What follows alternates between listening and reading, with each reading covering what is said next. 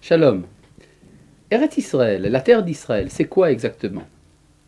Est-ce que c'est un territoire, un morceau de glèbe? Est-ce que c'est une image? Est-ce que c'est une parabole? Eh bien, en fait, c'est ni l'un ni l'autre ou un peu de tout ça à la fois. La terre d'Israël est le sujet même de l'alliance de Dieu avec les patriarches d'Israël.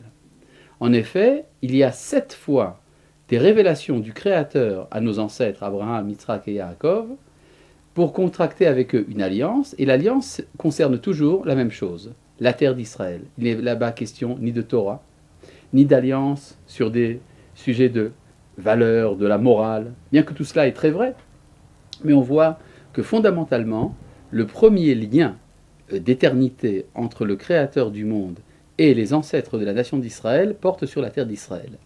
Et ça, on peut se demander, mais pourquoi?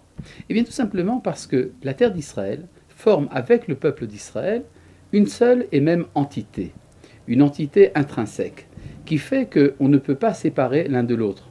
Si l'on voit ici une image, contrairement à ce qui est en vigueur chez les nations, de la mère patrie, la terre comme étant l'engendreur de la nation, eh bien non, dans le peuple juif, il s'agit plutôt d'une conjugalité, d'un couple, comme homme et femme. Par exemple, en hébreu, le mot homme se dit Adam, qui signifie également, qui est également le nom du peuple juif dans son ensemble, qui lui aussi est appelé Adam.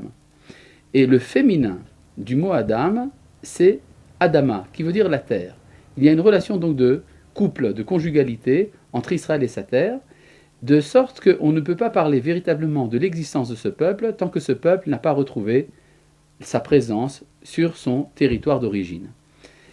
Et c'est un peu, disons, ce qui se passe avec un homme célibataire qui ne peut pas véritablement remplir de fonctions sociales tant qu'il ne s'est pas marié.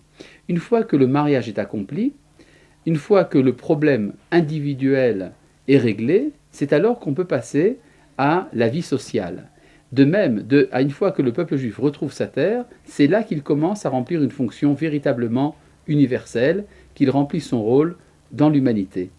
C'est la raison pour laquelle, puisque le Créateur a voulu le bien de l'humanité, qu'il a tout d'abord contracté avec son peuple une alliance sur la terre pour lui permettre d'être véritablement une nation, et non pas simplement une religion ou une spiritualité. Ce n'est qu'une nation qui peut enseigner aux autres nations de la terre ce que c'est que la sainteté. Il faut donc avoir réussi l'entreprise d'une nation en pleine sainteté sur une terre, et cette terre n'est pas n'importe laquelle, c'est la terre de l'universalité. Eh bien, cette terre de l'universalité permet finalement à cette nation de rayonner sur l'ensemble de la planète et d'amener le bonheur, d'amener la connaissance du Créateur. On remarque d'ailleurs quand on vient en Eretz Israël que cette terre est à la fois petite et grande. Elle est petite par ses dimensions physiques. Elle est grande dans le fait que dans chaque coin de cette terre, il y a un autre climat. Il suffit de faire quelques tournants de route pour passer d'un climat à l'autre très rapidement en Eretz Israël. Et c'est parce que, d'une certaine manière, le Créateur a voulu que cette terre soit le concentré de l'ensemble des climats pour permettre justement de créer une sorte de concentré de l'humanité à partir duquel se crée une interaction entre la terre et le peuple et ce qui permet par la suite un rayonnement véritablement universel. Ce n'est donc pas un hasard si toutes les nations de la terre s'intéressent à cette terre.